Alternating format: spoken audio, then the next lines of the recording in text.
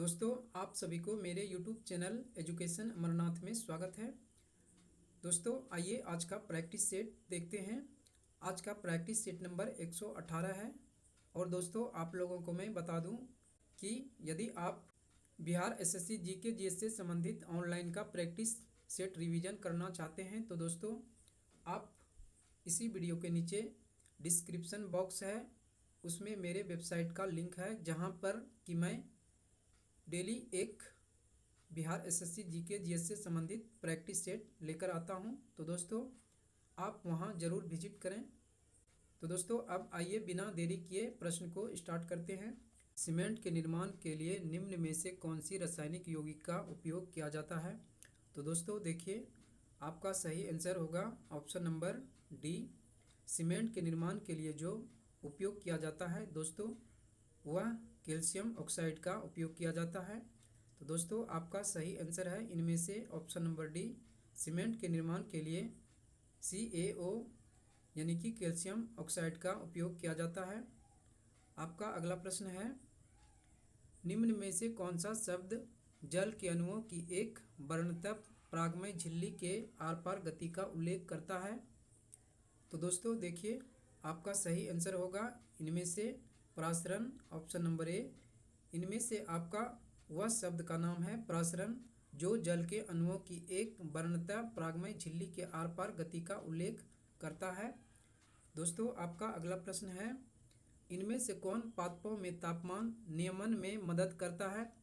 तो दोस्तों देखिए, आपका सही आंसर होगा ऑप्शन नंबर सी, वाष्पोत्सर्जन।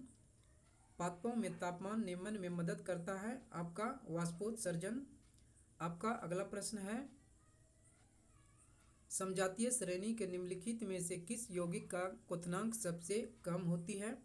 तो दोस्तों देखिए, आपका सही आंसर होगा इनमें से ऑप्शन नंबर डी, CH4O।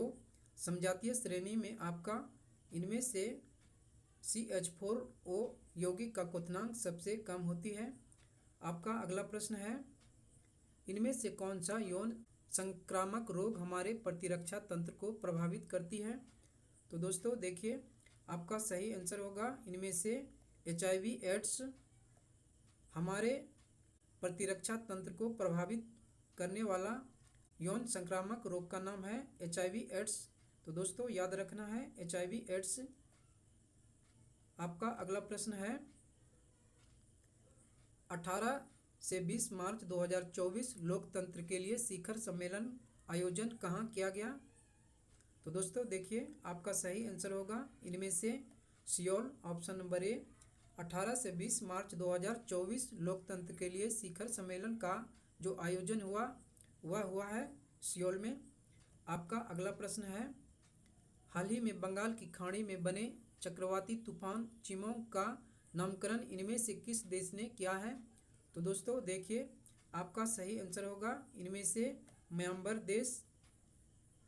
हाल ही में बंगाल की खाड़ी में बने चक्रवाती तूफान चिमोंग का नामकरण जो किया है वह म्यांमार देश ने किया है।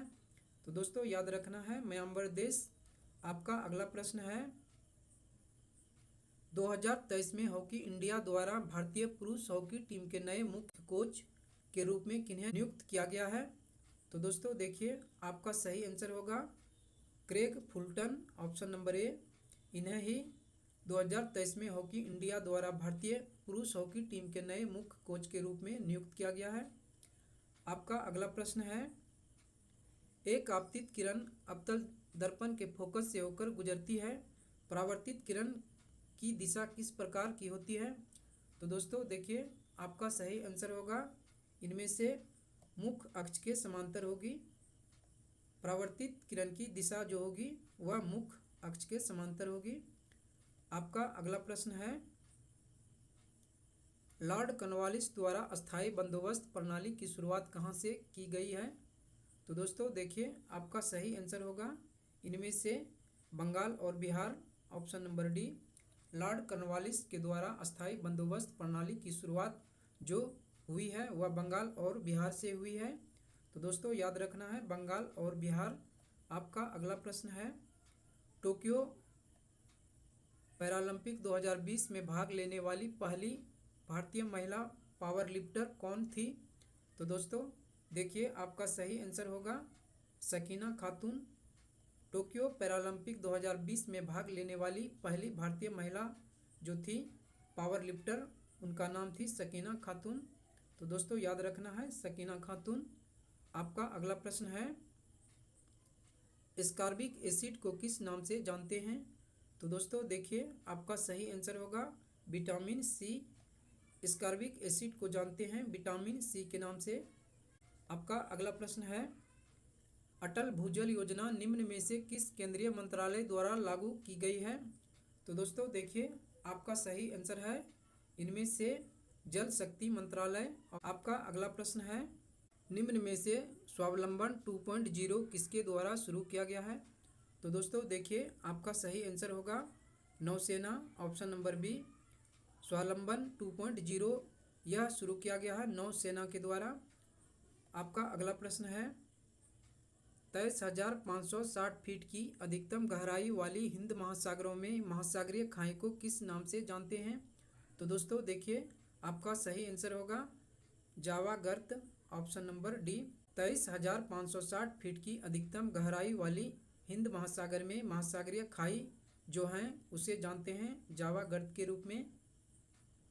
आपका अगला प्रश्न है, इनमें से भारत के कौन से दो शहर ग्रैंड ट्रक रोड द्वारा जुड़ी हुई है?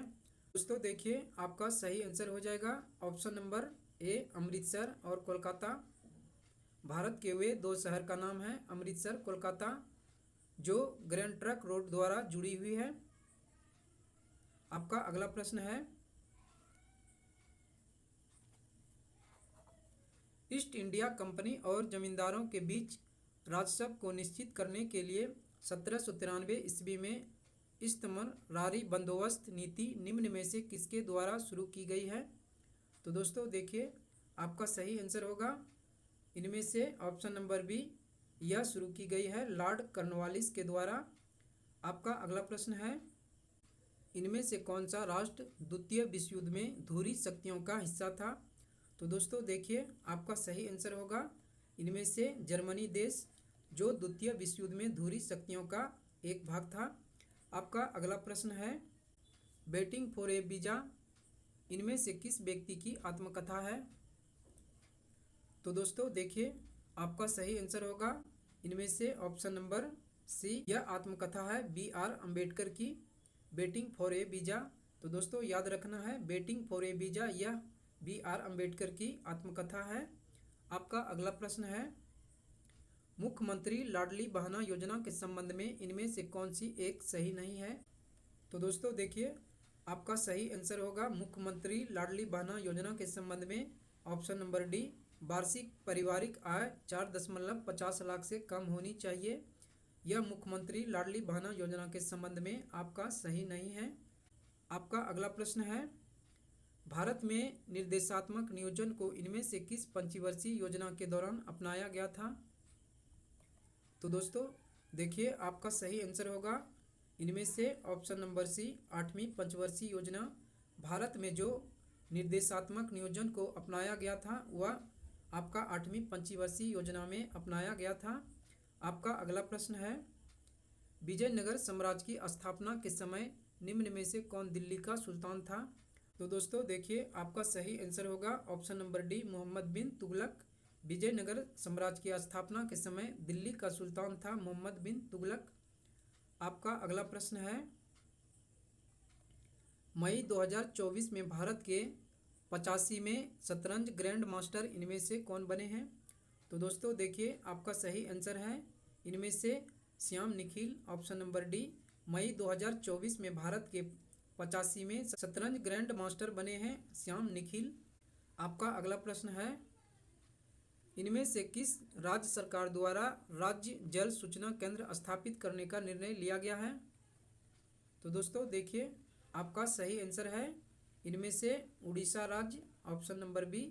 उड़ीसा राज्य सरकार द्वारा राज्य जल सूचना केंद्र स्थापित करने का निर्णय लिया गया है।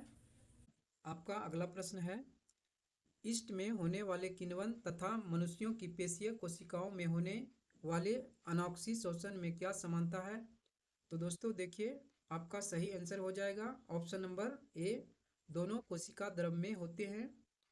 आपका इस प्रश्न का सही आंसर इनमें से आपका हो जाएगा दोनों कोशिका द्रव में होते हैं, यानी कि ईस्ट में होने वाले किण्वन और मनुष्यों की पेशीय कोशिकाओं में होने वाले अनॉक्सी शोषण, ये दोनों कोशिका द्रव में होते हैं। तो दोस्तों याद रखना है कि ईस्ट में होने वाले किण्वन तथा मनुष्यों की पेशीय कोशिकाओं में होने वाले अनॉक्सी शोषण दोनों कोशिका द्रव में होते हैं, यही समानता है। आपका अगला प्रश्न है, पौधे अपने अपशिष्ट उत्पादों को निम्न में से किस विभिन्न भागों में संग्रहित करते हैं? तो दोस्तों देखिए, आपका सही आंसर होगा ऑप्शन नंबर सी, पत्तियों, रसधानियों और पुराने जाइलम। पौधे जो है अपने अपशिष्ट उत्पादों को इनमें से पत्तियों, रसधानियों और पुराने जाइलम इन विभिन्न भागों में संग्रहित करते हैं। तो दोस्तों याद रखना है, पौधे अपने अपशिष्ट उत्पादों को पत्तियों, रसधानियों और पुराने जाइलम में संग्रहित करते हैं। आपका अगला प्रश्न है, हाल ही में फिक्की महिला संगठन की अध्यक्ष किसे बनाया गया है? तो दोस्तों देखिए, आपका सही आंसर होगा इनमें से ऑप्शन नंबर ए, जयश्री दास वर्मा। हाल ही में फिक्की महिला संगठन की अध्यक्ष बनाया गया है जयश्री दास वर्मा को। आपका अगला प्रश्न है, मलेशिया की मुद्रा का नाम इनमें से कौन है? तो दोस्तों देखिए, आपका सही आंसर है इनमें से ringgit, option number A. Malaysia की मुद्रा जो है इनका नाम है रिंगिट। आपका अगला प्रश्न है, प्रोकैरियोटिक राइबोसोम की उप इकाई की संरचना निम्न में से कौन है? तो दोस्तों देखिए, आपका सही आंसर है इनमें से ऑप्शन नंबर बी, 50 और 30। प्रोकैरियोटिक राइबोसोम की उप इकाई की संरचना दोस्तों 50 और 30 होती है, याद रखना है।